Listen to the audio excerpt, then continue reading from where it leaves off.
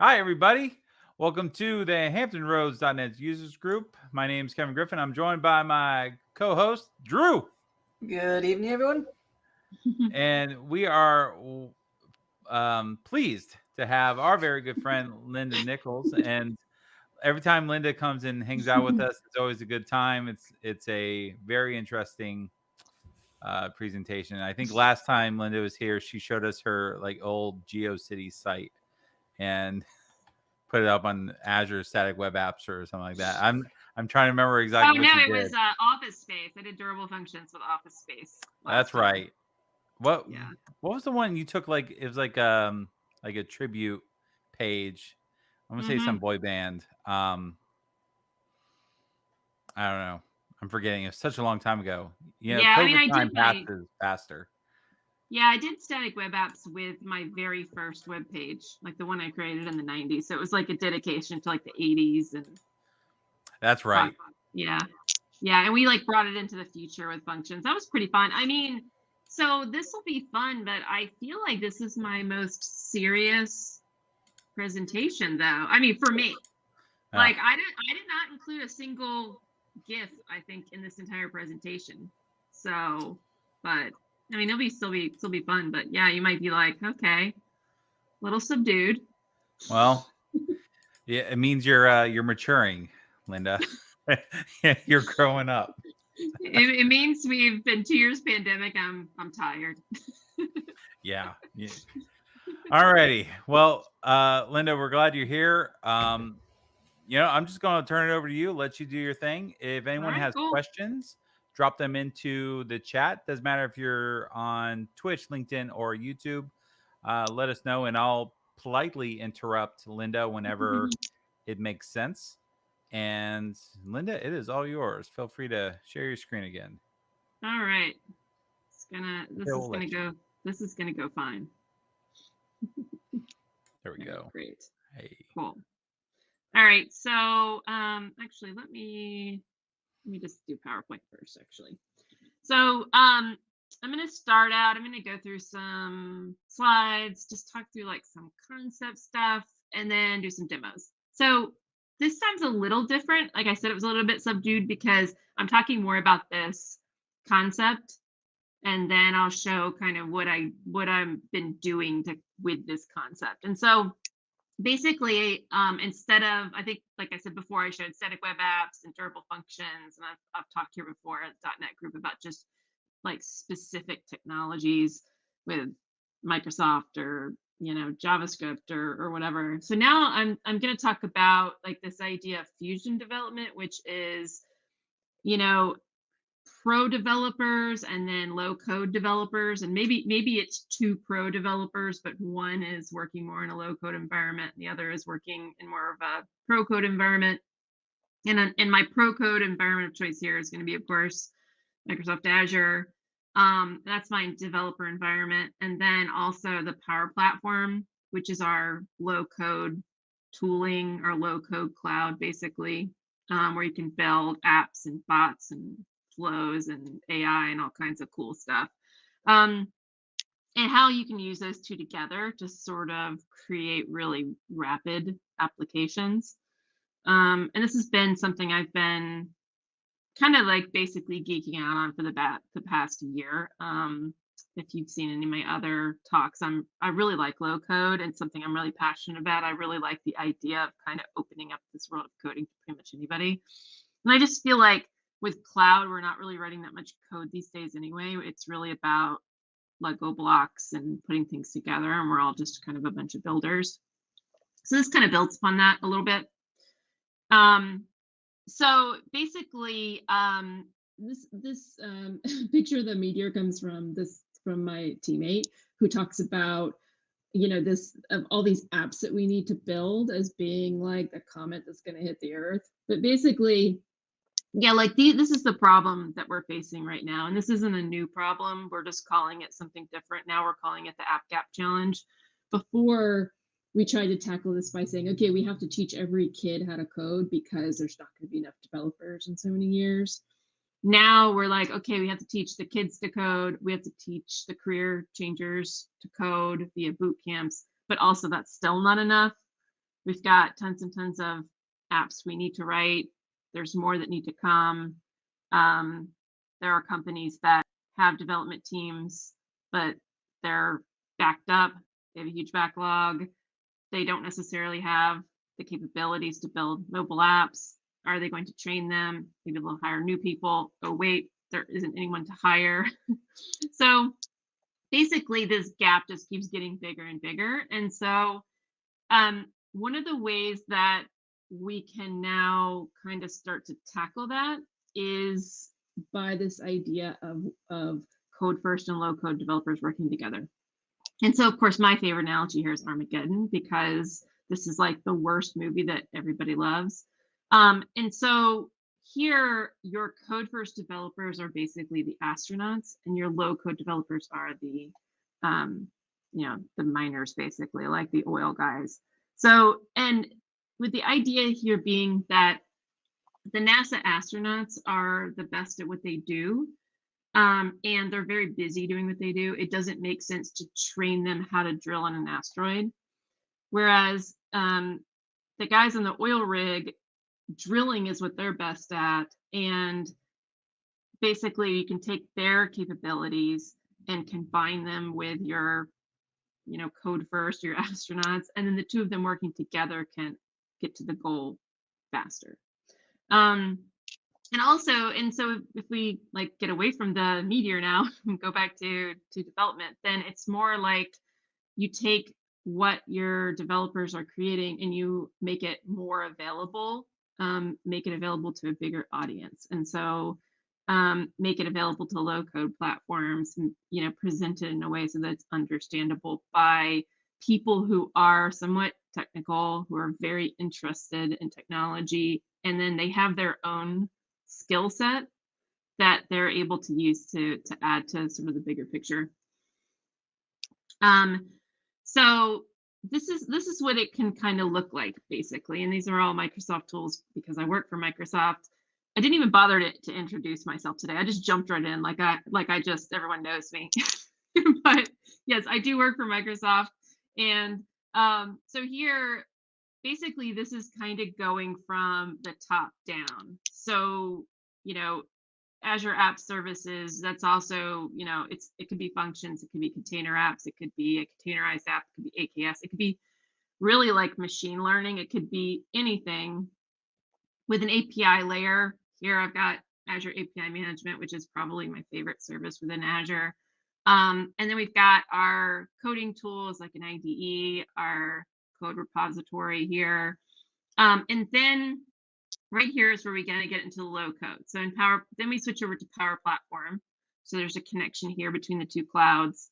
This is our low code app. And then I have Teams here as kind of this like possible presentation layer. So maybe you're using a Power App in a browser, maybe it's on your phone, maybe it's just embedded in Teams, maybe, and so basically you can use these low code apps anywhere, and those apps can be built by anyone.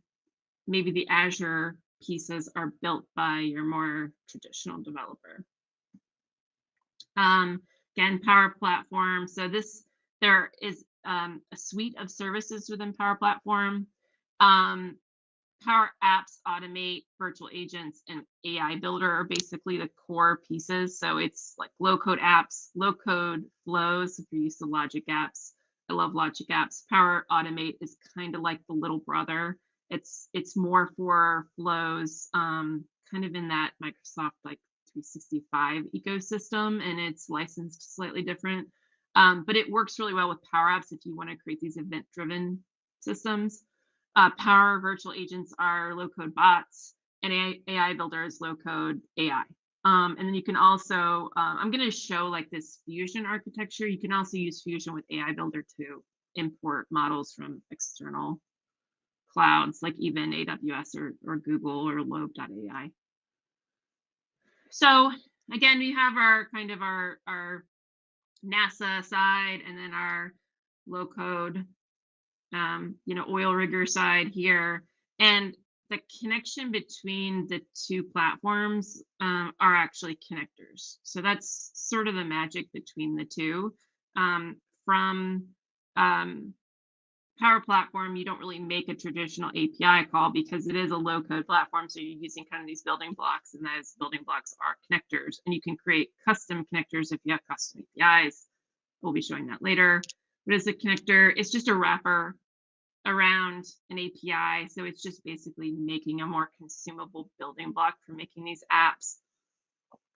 There are tons and tons of connectors. There are ones that are created by Microsoft and partners. There's also a ton of community connectors. There are a few NASA connectors. There's actually one that I have been using that I like, and it was not working when I was like testing this app. And so I talked to the developer yesterday, and we were actually working together to fix his connector. And the key for connectors, like the magic there, is basically an open API spec or a Swagger file. Like that's how you define your API, and that's how you define all of the information about it, like which API it connects to, security, that sort of thing. And then you can use it within Power Platform. And yeah, hybrid, so you can connect to sort of like on-prem, but that's more of, I think, a business use case.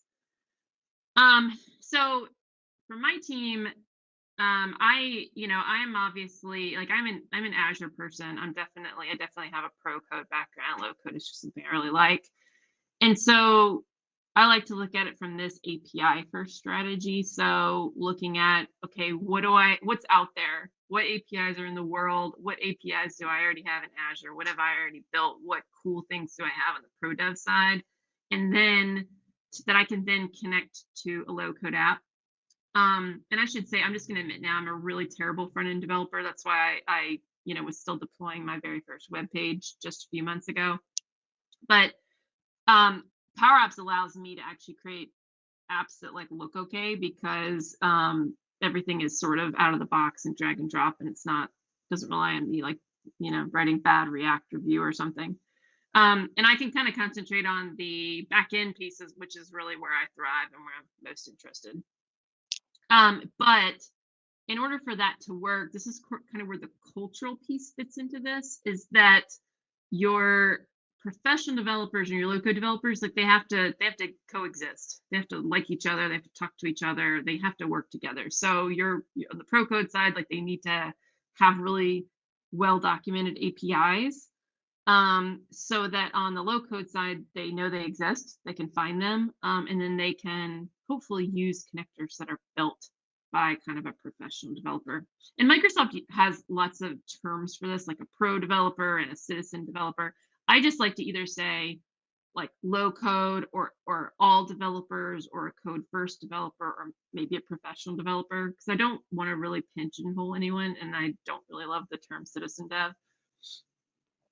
So yeah, why can't I just make a request? Well, because you can't. Because yeah, it's a low code platform, and so if we ask people to write low code, write code in a low code platform, then it's not a low code platform. I mean, really, but I mean that's just kind of it. I mean, these connectors are intentional because we want it to be very easy for people who don't have a traditional coding background to make things and make connections. And also by having things packaged up, it allows them to be a lot more secure. Because when you create that connection, you can also do some sort of authentication in there to the API, and then you don't have to worry that you have this fleet of people with non-traditional backgrounds building applications that might not be that secure. Okay, May I so interrupt you with questions? Yep. All right. We had two come in while you were chatting. Sure. First is from Schlocky. Wanted to know, can you streamline the Power Apps so they're automatically connected to a dedicated API? So you mean when you load the Power App? I probably need some more clarification. Like when you first load it, it's automatically connected, or like, do you mean like create a template so that when someone starts building, it's already connected? We'll get clarification from them. We'll come back. Okay, cool. And then when I start demoing, that might make more sense too. Oh, hold on. For low code developers, do they have a curated UI? Yes. Oh, so they have a curated UI. Yeah, and I'll demo that. You can kind of see it and see the connectors. All right. I'll make more sense later. And then we had from Mr. Jim Pendarvis, can Power Apps like Tableau work can a Power App like Tableau work within this environment? Not Tableau, but you would probably use Power BI. Um, I don't think that there is a way to embed Tableau inside of Power Apps. Yeah, there isn't a way that I know of. Maybe one exists, but it's much easier to use Power BI and embed them because they're like in the same product suite. So, but I'm not sure about Tableau. There's all kinds of visualizations type features for Power Apps too that I don't typically dig into. I'm not really a Power BI. I don't want to say I'm not a Power BI fan, but I don't use it because the desktop version only works on Windows, and I usually use Mac. The So Windows machine. Get that Surface. You're a Microsoft employee. You should get like no, 3 I have Surfaces. one. It's plugged in Oh. somewhere. You just choose But- not to use it. Yeah, so really, I like to look at other visualizations that other people make. But yeah, it's just not something I'm not all that interested in, so I don't really dig in that much. All right, that's all we got. Thank you. Cool. Okay, so basically what I did was, so I love space, everything related to space. I'm like super geeked out on space all the time. So there are lots and lots of APIs from NASA, from SpaceX, all over the place. And so my thought when I started doing this, like the very first Power App I ever made was related to Meteors. So basically, I went out and thought, okay, I want to make some sort of low code workflow, and I want to use NASA. What am I going to do for the front end? I really am a terrible UI designer, and so that's kind of where Power Apps came in here. And so then I started kind of experimenting with what this pattern would look like, and then now I've built lots and lots of apps using this pattern, and I've kind of helped people I've worked with at Microsoft as well. So here's some examples of some space data APIs. Like where is the International Space Station? There are tons of NASA open source APIs. I've got the browser tab open to look at those too. The Solar System Open Data, that's a really good one. Really the possibilities are pretty endless if you just look through these APIs and you think, okay, how do I want to use these in some sort of app? And then you could start with something very simple and then work from there, and you could dig into like geospatial type stuff and augmented reality, and there's all kinds of cool things you can do. But I think, like I was saying before, I like this idea of API first, where you start from the back end, you start with what data is available, and then start to think about like the art of the possible. So this is one app that I wrote. I actually have a couple queued up, so I'll go through them all and sort of talk about what I did. But this is just sort of a very simple architecture of one I did for using the SpaceX APIs. So there's specifically an R SpaceX API, I read it, that's on GitHub. And it's a really, really good API. It's not up to the minute accurate because they load data in, it's not official. But it's, I guess up to date enough for apps like this. So basically I built a crew app using this data. There's a lot of data that comes in from most of the API endpoints. So one of the things I did was I used logic apps on the Azure side and an Azure function to parse the data down to just kind of exactly what I needed for the crew app. That wasn't necessary. I could have made the direct connection, but I just I wanted to restructure the data a little bit, and I did this for a couple of mine. And some of this is just the fact that I really like logic apps and functions. And then I have API management here, which is just giving me that really nice API endpoint, and it's offering a little bit of protection here. And if I was getting a ton of hits on this crew app, then I could do some throttling, or I could kind of monitor who's looking at it. So I'm gonna just hop right into demos and just start doing stuff. And then I guess, Kevin, if you just want to stop me if people have questions. But yeah, that was a totally giftless presentation. That's very odd for me, but I guess I was trying to explain this culture and concept, and it made sense to just show the still Armageddon photos. Okay, so I'm going to go over here to the browser. So these are the NASA APIs. I just kind of want to show like what is available here, because there's a lot of cool stuff. Like even this picture of the day, like showing this in an app.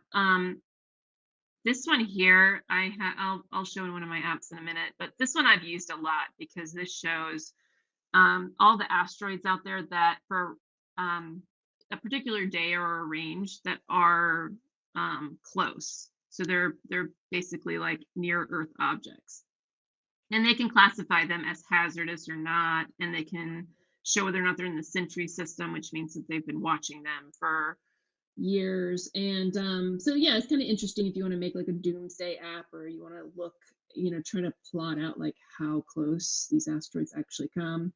And I've made some Twitter bots where I tweet whether or not we're going to die by asteroid that day, kind of using this API and logic apps. The other one I'm going to show today is EONet. This is also sort of a doomsday app. This presentation has gotten really dark, but this is like wildfires, volcanoes, icebergs, like all of these sort of natural events are going to come in through EONet, and you can kind of see what's currently out there, and you can also get some coordinates. So that was another kind of piece of an app that I made. The Mars rover photos, that's another good one. So there's a lot of like just great data. These are all free. You can just get an API key, and then you can kind of go nuts with any of these. There's Mars weather. I haven't done anything with that one yet. And again, here is the SpaceX API. There's actually an independent connector for this, but I'm not really using that in one of my demos because I was doing the data parsing that I really like. So, but yeah, if you want to just connect to this and not have to make a custom connector yourself, there's actually a community connector for this one now. But this is a pretty cool API. It's really well documented. Again, if you're a low-code dev and you're already just kind of trying to do some rapid development, you don't want to have to dig deep to figure out how to get to an API. It's really nice if maybe the Swagger definition is already there, or at least it's really easy to tell like what the API returns. All right, so let me go here to Azure. So this is, I'm in API management right now. I've created an instance. This is just our SpaceX API, but I'm actually like just putting all of my APIs in here. So I've got one for EONet, one for the near Earth objects, and then another one for the SpaceX API. And essentially, these three here are just wrappers. I'm not really doing much. I just took an open API spec and I imported it into API management. So if you do add API, you've got lots of choices here. So you can just start building an API from scratch, or you can start with an Azure service. So like for our SpaceX, I started with a logic app. I think I did with this one as well. And then for EONet, I just started from a Swagger definition. But it's kind of nice if you already have a bunch of functions built within Azure, then you can basically just connect it up to here, and then you automatically have an API with like some microservices here. Same with Logic App. And then Container Apps is a pretty new compute service for us, but this is also something you can connect, and then Container Apps can then be basically the backing data for your low-code app, which is pretty cool. So I'm going to show this one first. So basically, I'm trying to think what I want to show here.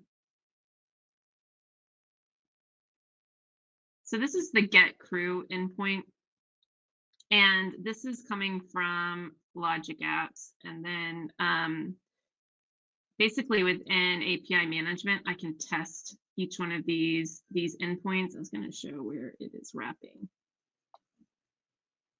This is the nice API endpoint that I'm using in my custom connector, but the actual web service URL is coming from Logic Apps. And then this maybe up here. And I'll just test so you can kind of see what that response looks like.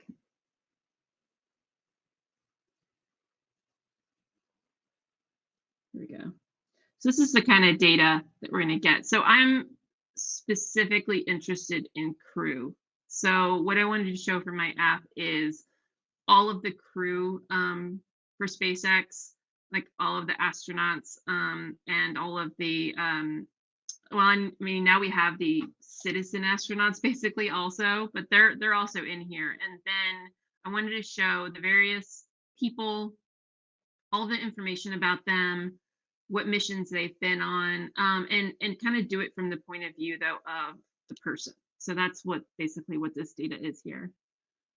And then same with this one for the near Earth misses. This one is, there's a lot of stuff in here about meteors, mostly stuff that I don't truly understand.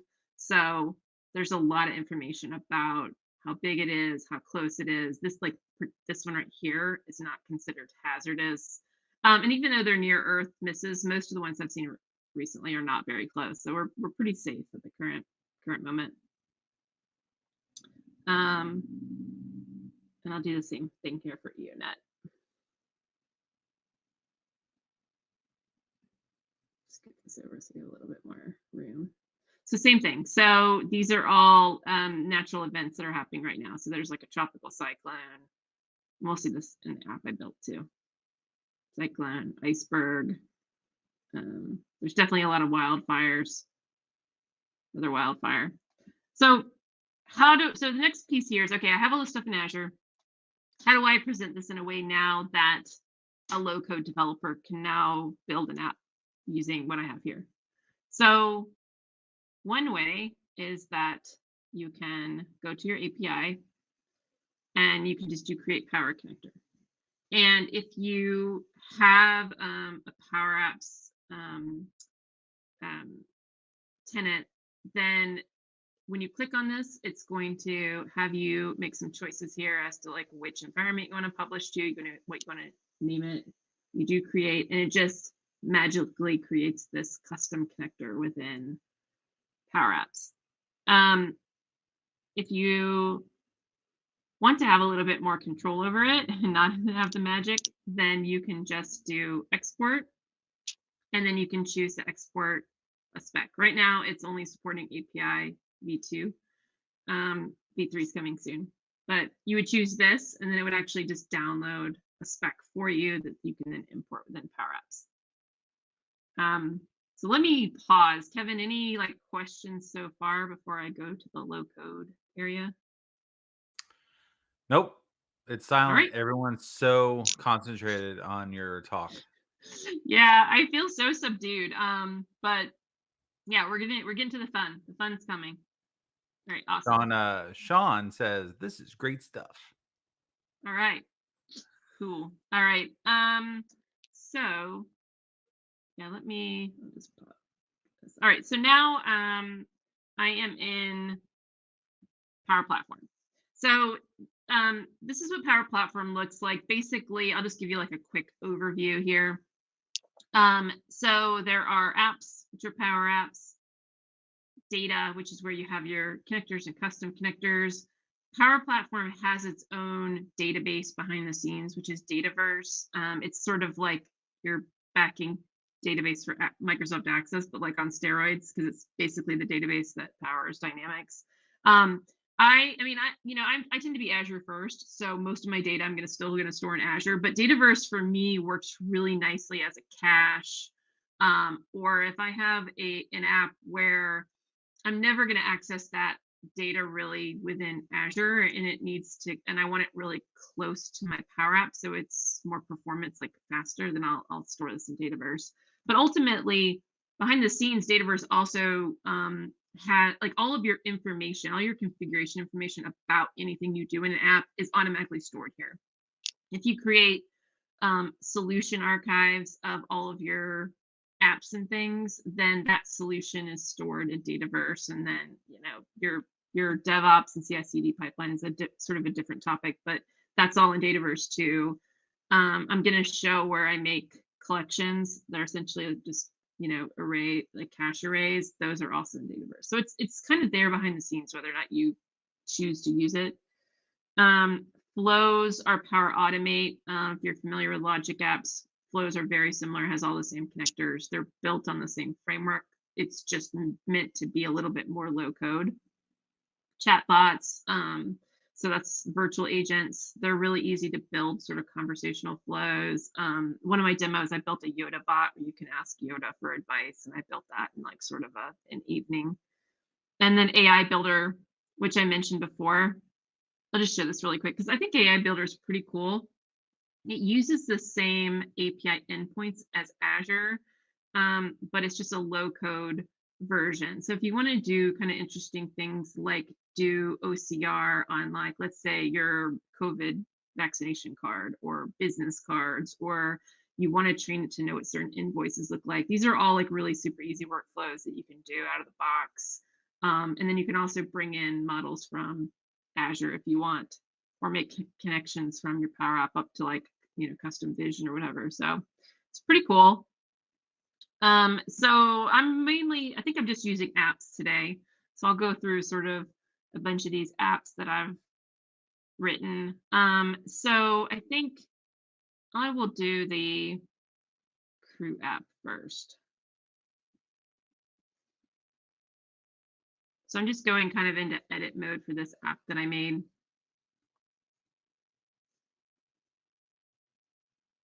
Actually, while that's loading, let me show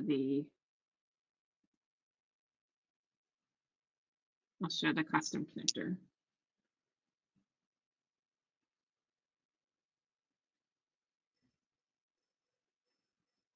So that connector that I could either export from API Management or that I could import, this is kind of where those live. If I exported the Open API spec, then I would import it here, import an Open API spec, and then when I choose the file, then it kind of starts with some information in there. You can also create from blank. And then it has a wizard where you basically go in, you put in your host, you can choose your security, you can define all of your API endpoints. If you're used to Logic Apps custom connectors, this is exactly the same. You can put some custom code in here, and there's a test area. Cancel this. So for, I think I was going to do SpaceX first.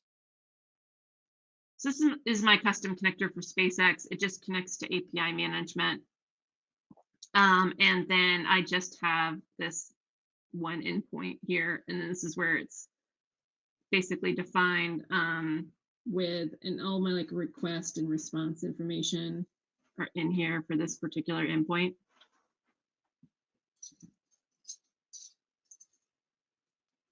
And then of course, if I want to test it. So there's the concept of connectors, which like connectors and connections are sort of like a class and an object in the programming world. So you have the description of your connector, but then to actually use it, you have to make a connection. And so that's what you do here.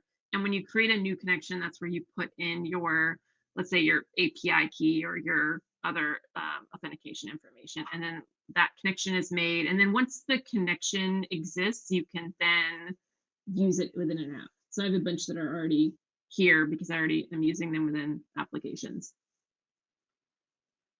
All right, so let me go back over here.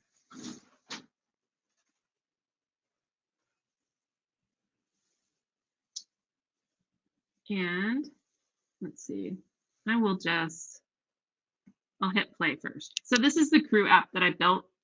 This is my low code app.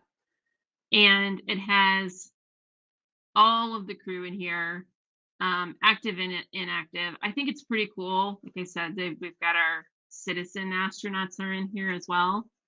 If you drill down on any of them, I'm just clicking on it, and then it immediately comes here. It shows the photo, their wiki link. I can click on that, it'll open the wiki link for the astronaut. There's also another grid here where it's showing information about the launch. Like they were on the Crew Dragon here. Inspiration 4 was the name of their craft. And then here I've got she had multiple missions, but she just had the one for now. Haley actually works for SpaceX now. She's, I think, one of their medical officers. And yeah, we can do the same pretty much for any of the people if we want to look at them. And all of this data for this app is coming directly from the SpaceX API. So I'm not pulling anything from Excel or anything else. It's all coming directly from there.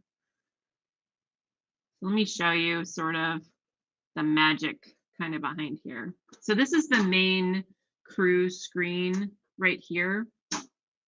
This is a gallery component right here. So within Power Apps, anytime you have a collection of items in an array, you're either going to use a gallery or going to want to use a data table. So I'm using a gallery here. The backing data behind it is this crew collection. So if you're used to creating, let's say like the old Microsoft Access apps or like, you know, VB3, VB6, this designer is really similar. Like this drop down these events, I felt like I was like definitely back in like VB6 land. So if you've ever done that in the past or you're old like me, then this is going to seem really familiar. One of the things that I'm doing here is, so for the application, like on start for the application, one of the things I'm doing just for performance reasons is I'm creating a collection, this crew collection, which is essentially a cache. And then here is actually the API call for our SpaceX. And when you create the application, when you want to add any kind of data, any connections to any data, you do that over here in this data tab. So I've got a connection here to my API, but I can add a connector for pretty much anything. So if I want to add maps, if I want to add some of my other custom connectors, if I want to see them all, I can go through all of them and choose them. So there's a whole lot of options here, all my custom ones and some various other ones here. And there's obviously also connections to other clouds. So, I mean, if Azure is not your cloud of choice and you want to connect to like Amazon S3 and pull some images from storage there, you can do that as well. So I get so excited, I forget what I want to show. But here, I guess, let me just go to another line because I just want to show you like what this looks like here. It may just really hate that I went to that other line and not let me do anything. But so here, if I start typing, I've got this IntelliSense here too that automatically knows that I'm referencing that connector, and then I can just select the APIs too. So if I don't remember all the endpoints, doesn't matter. That's just essentially how I make the call, and that works for any connector, built-in one or a custom connector. Obviously, making these API endpoints a little more descriptive than API would be really helpful for someone building, but since, you know, I'm the builder here, I guess, you know, it doesn't matter. And then here's the crew detail screen. I think this is pretty interesting. This is an image component, and I just set this to the image that comes back from the API, which is just URL, and it just knows to render that as an image. And I moved to the detail screen. Let me actually go back to the gallery. There's a little more magic in here.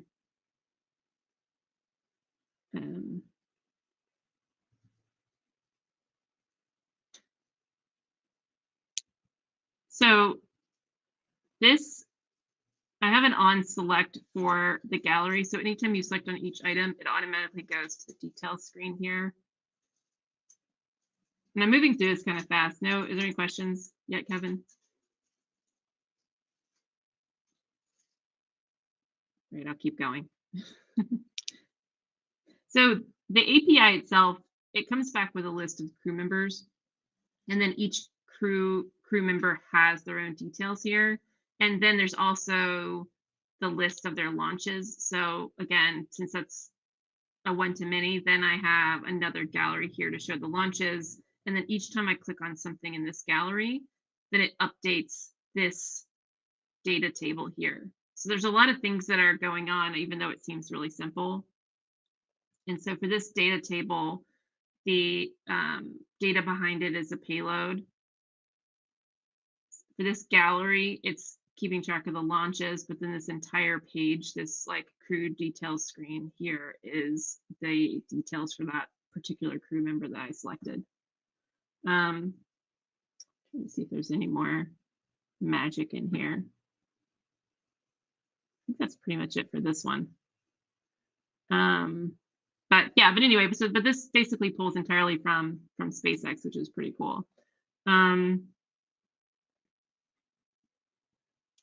let me show you so the other thing I want to show too. So one of the things that I do is I have a few apps that I kind of use as a template. And then if I want to create more apps, I can just do some copy pasting. But another thing that I do sometimes is if I have an Excel sheet, then I can just start from Excel and kind of create an app that way. You can start from SharePoint lists, you can start from Dataverse, SQL, but basically it generates a CRUD app for you based on some data that's already there.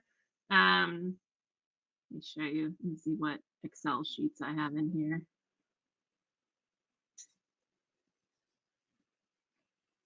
Look at this one. So one of the things I did for this EONet app is I didn't want to start from scratch. I wanted a lot of it generated. So I created this spreadsheet where I took some examples from the API from EONet, and I just named these the same as what was coming back from the API. I did the same thing for the near Earth objects so that I could use this Excel sheet as simply like a template. And then I generate the app, and then I went through and changed the backing data from Excel to an API. So I'll just show you how to do that, what it looks like when you could do it that way. So this is sort of like the shortcut rapid app method. So if you do start from data, the first thing it's going to have you do is create this connection to OneDrive for Business. And then you choose the Excel sheet you want to use. I'll do the disasters one. Connect to it. And then magic, it creates this app. There we go. So basically, it just generates a CRUD app for you. It doesn't always look how you want it to look to start, but that's where you kind of do a little bit of work here, sort of deciding how many things you want to show. Then you can go in here and like it's showing categories. Maybe I want to show some other pieces in here. So you can define, like this is showing open or closed. A lot of these values are null if you aren't filtering. And then you can see here that this gallery is actually based right now on an Excel table. And the data here is still a OneDrive connection. So right now, this is just like a CRUD app that's based on that Excel sheet. So if I just hit play, and I haven't really done anything here, automatically it shows a bunch of data in not a great way, but it's there. And there's actually an edit. I could edit this and save it, and then it would save back to Excel. So you can really get like an app pretty much out of the box. And this is just like an app that's set up to work for the phone. So this is kind of my shortcut method. What about Google Sheets? Yes, I think, let's see. There you go. Yep. All right, that was the question. Awesome. All right, So cool. full support. Yeah, there's tons of connectors, and like I said, if it's not there, somebody might have built some sort of community connection to it. Cool. All right. So so anyway, like I was gonna say too, for this, when I created my app, I started like this, and then I just added a connection to my API here, and then I just started changing all of these values to point to the API. And then once I was done, I just got rid of Excel. And that was sort of a fast way because I don't always want to remember all of these little things here. Like this is a lot. I mean, it's low code, so it's not a lot of typing, but I've just become so lazy. I don't even want to do this. So all of these little bits that it takes to kind of go through your typical CRUD app, you can kind of shortcut here. All right. So I don't want to save that. All right. So let me cooking show. Show the final product here. And actually, I did an internal demo at work where I built this app and actually did all that and changed everything over. That was a little bit stressful. I didn't want to do that today. I just wanted to do the just pull the cake out of the oven today. But I have built this live just to show that you can make these really quickly. All right, so now I have my bad news app that's connected to my 2 APIs. So this one is connected to the near Earth objects and then the EONet for all the disasters. This also is connected to Bing Maps because I'm using this Bing Maps API to show maps in here. And yes, you can use also Google Maps. So when this loads up, this just has 2 buttons here that goes between the 2 apps for each one of these. I went ahead and combined them. Here's the magic here for this one is it's just the same method I've done in every app. I'm creating a collection. I'm calling this API. I'm saving the results of the API to this collection. Same thing for disasters. So I save it to the collection. That way, when I go to the next screen, that data is going to be pretty much already loaded, and then it will show up on the next screen versus loading it on visible for the next one. And I also, just to pause here too, you have, if you're a professional developer and you're building these low-code apps, you have to sort of throw away some of your morals when it comes to coding. Like global variables are now okay again.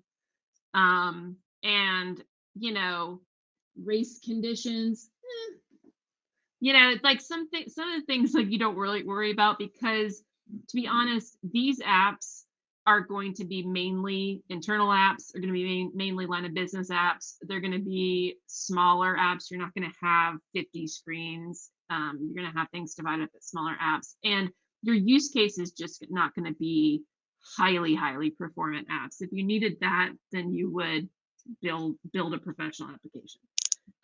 So the use case for this is the idea that you're working through maybe a backlog that you have, or you're creating something cool, and this is not going to be like the NASA app that you know they use in the movie Armageddon as the asteroids coming to Earth. You know, this is like our fun doomsday app.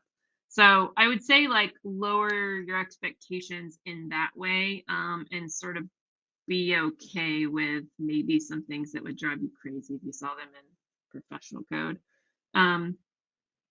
All right, so let me play this, and we'll do the Meteors first. I don't think I've hit this API today, so this might just take a minute for everything to kind of wake up. And so this one, like I said before, this one on the Azure side is Logic Apps is going out and pulling in the NASA data. It's doing some parsing with the Azure function. This has to do quite a bit of parsing because this data comes back in a little crazy. And then, of course, it's being served up with API management. So let's look at this one. So these are all just today. These are the asteroids for today that are close, like close. And then this one is the hazardous one. So you can get a little bit more information here. I haven't created a map or anything for that. I'm not quite that good where I've decided to like try to plot out these asteroids like in, you know, a map of space, but I think it's probably doable because all the data is truly there. This mist distance is still very far, so we'll be safe, but this was one that they did flag here. And some days there's none, some days there's this many, and you can go through each one of them and kind of look.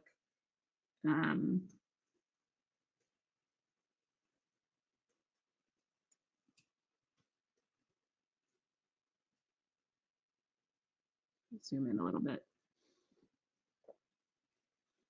But this is the same kind of idea too as the other screens, where I have a gallery and the gallery is using this asteroids collection as sort of its backing data. And I have a search in here of a sort. Honestly, all of this comes with that CRUD app that I generated. So you could just make it, like the backing data could just be the collection and you don't have to do the search and the sort or that. That's just basically gravy. Okay, let me go back to the main screen. let's look at disasters. I think this is the cooler one. I think EONet is like the one that there's lots and lots and lots of possibilities here. So these are all the things that are happening right now. This is a lot, right?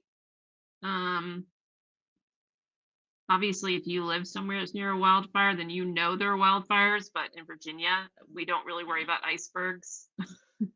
But so this is kind of the thing I did here with Bing Maps. So I have all the information here about the disaster, but also I've got this Bing Maps connector that I'm using here. And so this is just a typical image. But what I'm doing is I'm getting these coordinates from EONet. And then, so the data is a little bit weird. That's why I have this like last, first, this item, because the geometries kind of come in with these, and the way that they're in an array, I basically have to grab the first item, and then I have to grab the first and the last item to be able to show them. So this is a little odd, but just try to ignore how crazy that looks. But the magic right here, though, is this Bing Maps API, which just comes straight from the connector. So I just did like Bing Maps dot. There's a bunch of options there. And yeah. So if you like geospatial stuff, there's a lot of cool things you can do there. There's also some geospatial capabilities that are built into Power Apps that you can use as well if you want to have like a little bit more like robust maps.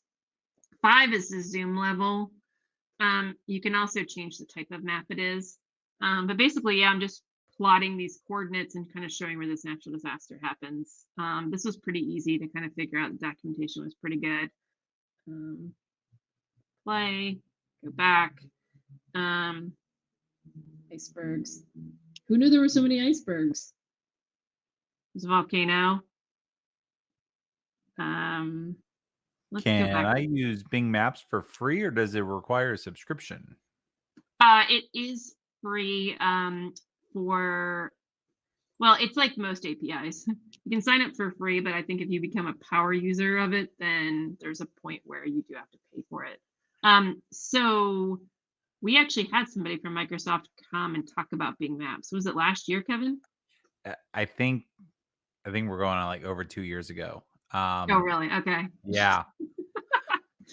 I'm blanking on her name. I'd have to go back and look. But yeah, that was a great talk.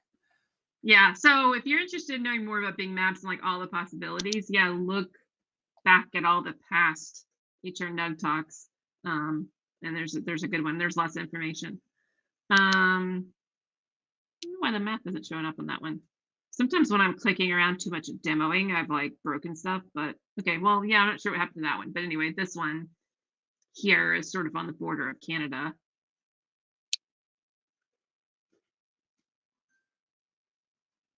I'll have to debug my app.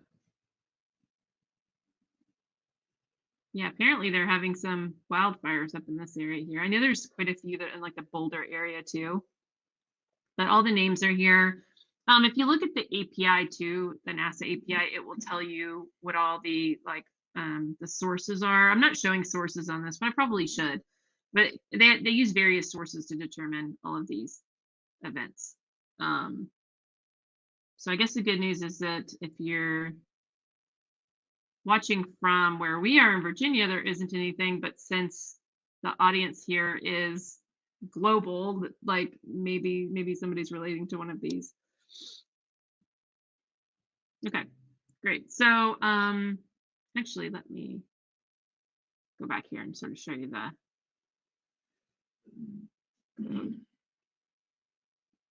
don't give me that again. All right, great. So again, gallery. I'm just using the same pattern I use everywhere pretty much here. I'm just creating a collection. I'm assigning this gallery to the collection. So just some cool things about the gallery is right now I've just got text in here. You can pretty much put anything in this gallery.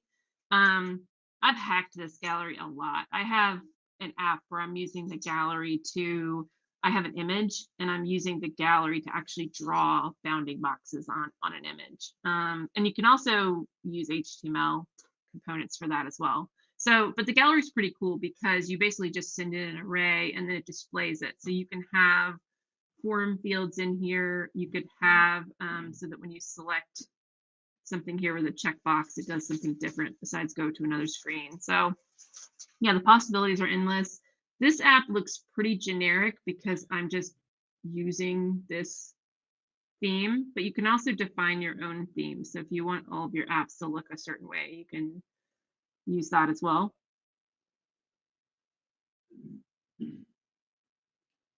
And I think, so I will show you one other. This is like a bonus app that has, not sort of has to do with space, but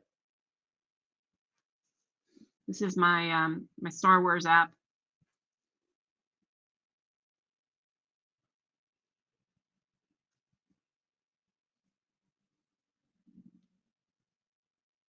So this app, I created this to be, the idea here is that there is a Star Wars fan club and that the people in the fan club need to keep track of all their members. So the backing data for this is actually Excel. So the idea is you have an Excel sheet, you need to update a lot. It'd be kind of cool to have a CRUD app. And this looks, of course, very similar to my other apps because, again, I just generated this from Excel. But the interesting thing here for this one is that I'm using the Star Wars API. So if you've ever seen that before, it's just, because it's Swappy, but I don't know if it's swappy.co or I'm not sure. I'll have to look at that. Maybe swappy.net. But here I did the same thing where I created a custom connector and I'm just connecting to that Star Wars API, which gives you all this information about characters. So the idea for this app was you have all of your members in the Star Wars fan club, but then when you click on them, they provide who their favorite character is, but we use the Star Wars API to give like the most up-to-date information about the person, which the information I have here is not really going to change. But like, let's say with some of the new shows and movies coming out, if I had other information about them, then that might be more variable. Skywalker. And so this one here, let me show you the API call. Some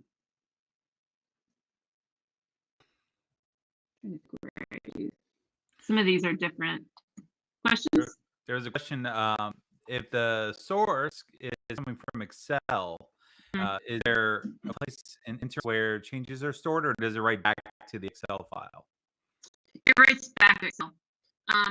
You could have it write, it's a huge deal, but if you feel like your app's going to grow a lot, like let's say we think we're going to go from 16 members of this fan club to 3,500, then what I might do is generate this app from the Excel sheet and then use Dataverse or some other database as the backing database and just create that connection and start storing the data back into the new database and change the connections over to the new database, and then just use this as a structure. And then there's another question: if can you create your own starter templates? So kind of like PowerPoint, you start with the template and just go from there. Yeah, so there's an idea of components here. I don't have any good examples with any of these apps, but you can create. It's not really a starter app exactly, but you can create a ton of components that are shareable. So you could have a component that's like a start screen, that's like, if you have a side menu, like a sidebar, you have a header that's common for lots of apps. You could have a collection of these components. There's also a concept of PCRs, which are like smart components that you can use JavaScript for. And they're basically like, they kind of work like an iframe within an application. You can create those too and have the opportunity for people to pull them in. So they might start with a blank canvas, but then they could just basically piece together a bunch of pre-made components and PCRs, and all the code and everything would kind of be there. All right, that's all we got. Okay, cool. Yeah, I was just showing here how I'm hitting the Star Wars API for that little bit. Let me Let me go back over to the screen real quick.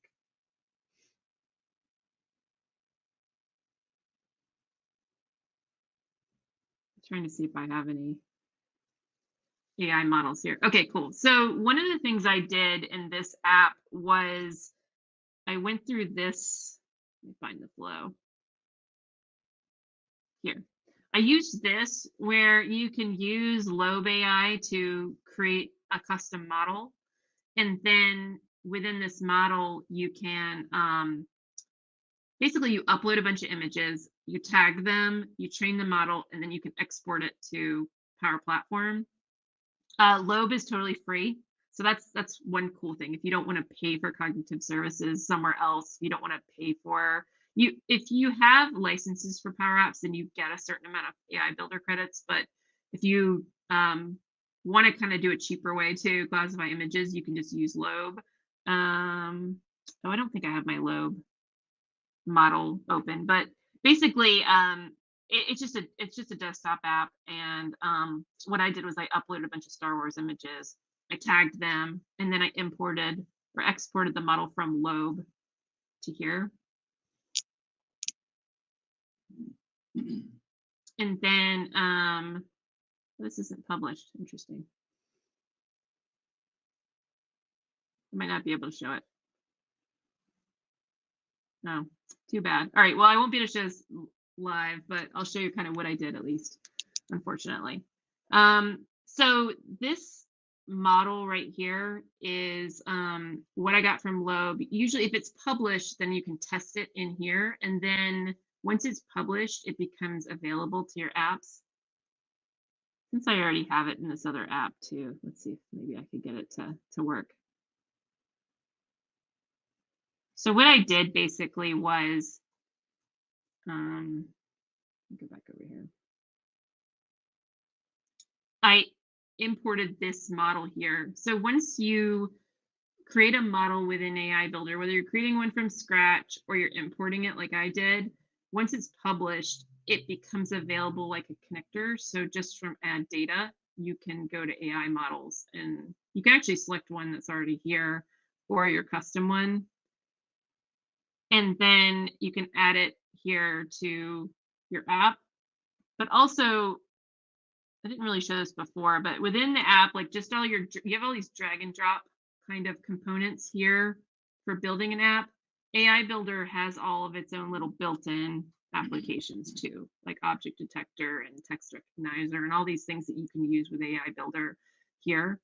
And then there's also under media, you have like a camera, an image, a microphone. So you can use all these things too for various AI if you want to do, you know, even like text recognition or like speech to text or something like that. So, like I said, this may not work because I'm not sure if that model is published, but you know, we'll see what happens. Oops. Let's do.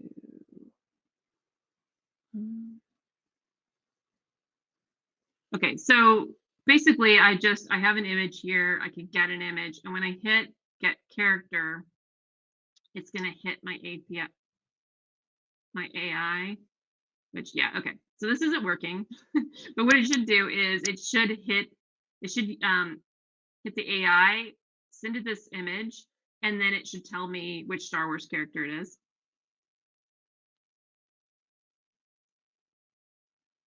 So, and here's what the code looks like basically. So that Star Wars model, that like basically that I can just use it just like a connector here. So for prediction, this is how I'm getting the character here. So I'm just setting this as a variable that character is predicting. And then also there's a collection of the possible characters that this image is and like the percentages that it's likely. And I just show those in a gallery. And so you can see here, I'm just showing this for our character. And again, gallery's just, I don't know, it's kind of like the hero of this whole thing here. But yeah, and this is just using the prediction collection. But yeah, so anyway, that sucks that didn't work, but you know, I can take some pictures of the final result and like tweet them or something. So yeah, I think that's all I was going to show. Any questions or anything, Kevin? Let's see. One just came in. Is there an AI image parser analyzing against a set of Star Wars images? I think some folks missed what was exactly happening there. Oh, sure. So basically, what I did was I used this external tool to train the images. And hang on a second. Let me see if I can bring that up.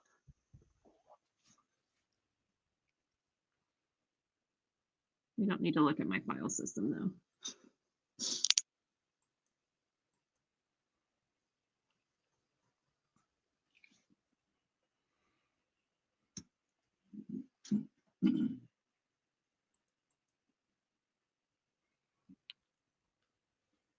If I can get this to load, it will make a lot more sense.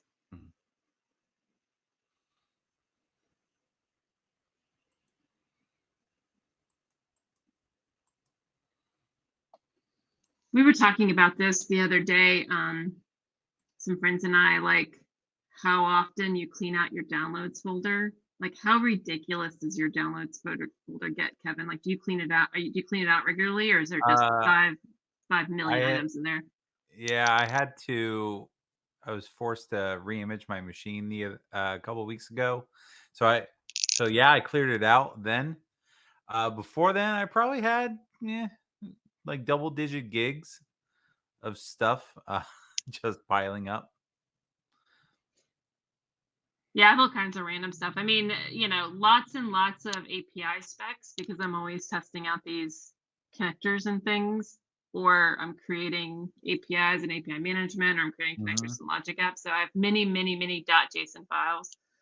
Okay, so this is Lobe AI. This is a free download. So it's lobe.ai. And this is just basically like what it does is image classification. So you upload images here. This is obviously not a great model because I have like, 6 or 7 images per. Really, if you want to really train your model well, then you would have lots and lots of images. But this is sort of like a low code way though to do image classification. But you upload all the images, you label them, and then you train it. And once you get kind of the accuracy that you want, then you can use these models in various places. So you can export it to use it in a web app or an iOS app, or this is what I did is I exported it to Power Platform. So once I exported this, then this model here became available. And so I think I exported this model to another environment earlier, and so that's why I think it's not available in this one. I've got way too many demo environments, unfortunately. But once you export it, then it just shows up here.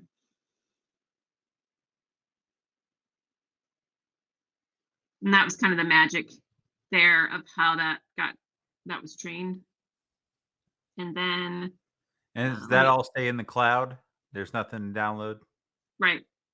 I mean, Lobe is a desktop app, but it also connects to the cloud. There's nothing on your desktop for that either. That's awesome.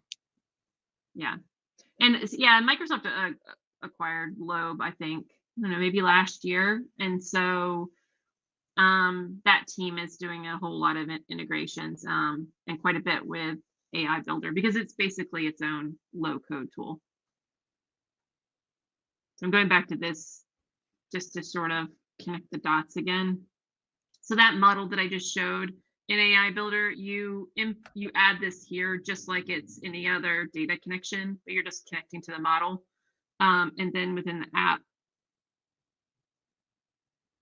you make a call to it here. So like I'm doing on that model, I do a predict API call, and the uploaded image is just this image I uploaded, and then the same thing here to get basically the collection, which is like the list of all the possibilities for characters. Hopefully that answers the question. I think it does. Any other questions? All right, now's the time, friends. I'm going to stop sharing and find my StreamYard again.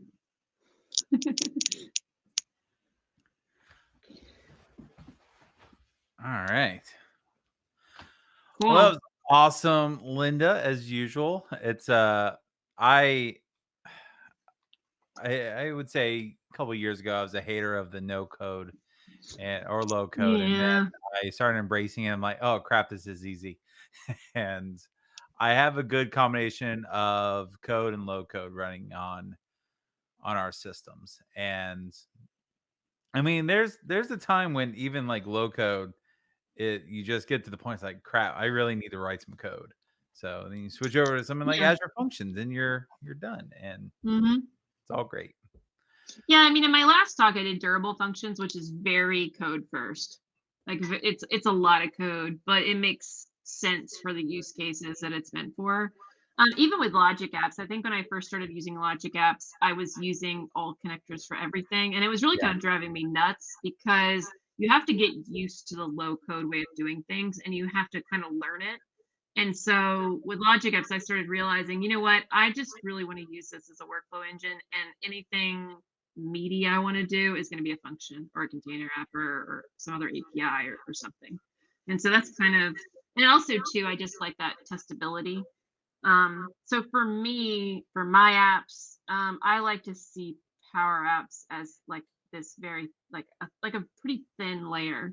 There's a lot of capabilities within Power Platform that I don't use because I prefer to use them in Azure. I prefer to use some sort of external API. So, you know, there are people that are 100% low code and they don't touch Azure. They don't touch anything outside of Power Platform, and they connect. They can really. There's enough tools within it that they can do what they want.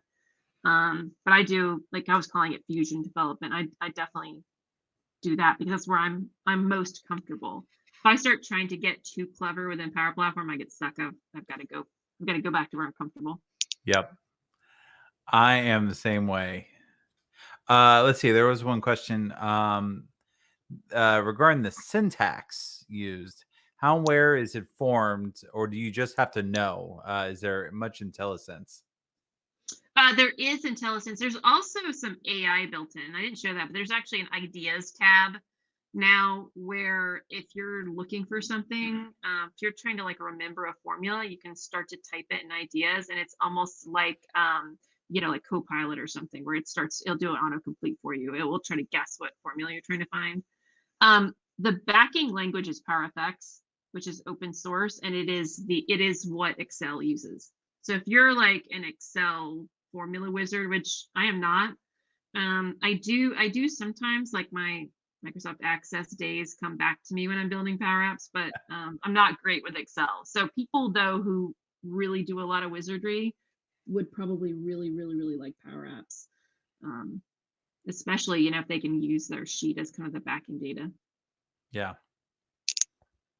Cool. I guess another thing too, I mentioned this a little bit before, but like with Power, you can also, if you're thinking about like an event-driven flow within Azure, and you want, like, let's say you wanted like an IoT dashboard, that's a pretty good use case for Power too, because you could have either Power BI or a Power App as your dashboard, and then you could use Flow as kind of a way to funnel data from, let's say, like event hubs or something like that, or IoT hub that has event hubs under the covers. So really, you know, if you want to, you know, if you're like a hardware wizard and you're writing C with an Arduino or a Raspberry Pi or something, then maybe your skill set is not also to create pretty React apps. So then you can just use Power App to create your dashboard. That's awesome. So that'll be your next talk next time we come back. Yeah, I'm working on one now. I've got tons and tons of POCs. I mean, honestly, I've gone back and dug up some flows that I've done, some back-end stuff I've done where I've had like a really crappy React app on the front end, and then like, okay, let me see what would happen if I rewrote this in Power Apps, and it works pretty well.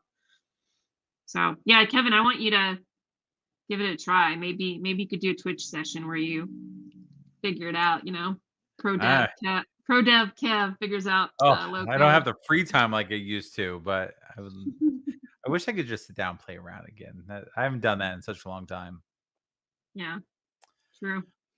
All right, friends, now's the chance. If you have any pending questions, follow Linda on Twitter at LindaLou, and Yeah, I hit her didn't up put there. my Twitter handle on my slides. Like, who am I? That's No all right. guest, I put it up no as Twitter. a banner for you, so Great. everyone should go follow Linda. All right, friends. Well, no more questions coming in. I want to say again, thank you so much, Linda, for hanging out with us today. Yeah, of course. Of course. We will be back again second Tuesday next month. Steve Smith is going to join us next month. I had to think about that for a second. I'm not sure what Steve's going to talk about yet, but Steve's a smart guy. So I'm looking very forward to having him here because he's worked very closely with a lot of the .NET, ASP.NET teams on a lot of their documentation and training materials. So, I mean, he's the guy when it comes to a lot of that new .NET Core, .NET 5, .NET 6, ASP.NET Core, all that good stuff. So, all right. Well, Linda, thank you again. Drew, thank you for hanging out. And thank you everyone on Twitch, I'll be back. LinkedIn, and what's the other place? YouTube. I know we had a Twitch glitch a little bit earlier, but it came back. The recording will be online. So if you miss it and want to come back and watch, you can always catch the recording. All right, Cool. friends. We'll see y'all next All right. time. See ya.